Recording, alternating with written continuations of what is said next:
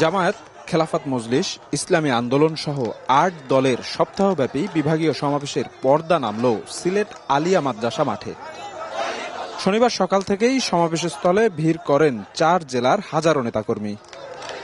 একে একে মঞ্চে আসেন জামায়াত ইসলামের আমির ডাক্তার শফিকুর রহমান, ইসলামী আন্দোলনের আমির সৈয়দ রেজাউল করিম, বাংলাদেশ খেলাফত মজলিসের আমির মামুনুল হক সহ ৮ দলের শীর্ষ নেতারা।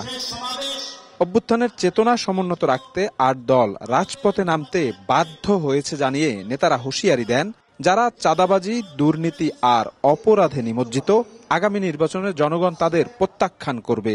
বলেন, কোনোভাবেই আর ফিরতে দেয়া হবে না ফ্যাসিবাদ।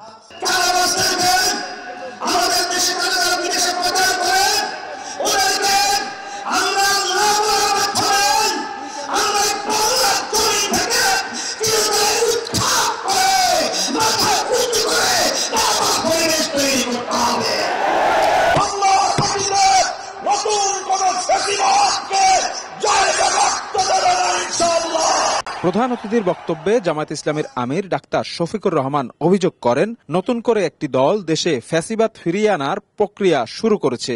আহ্বান জানান দেশপ্রেমিক এবং ইসলামী সকল দলকে ঐক্যবদ্ধ হবার।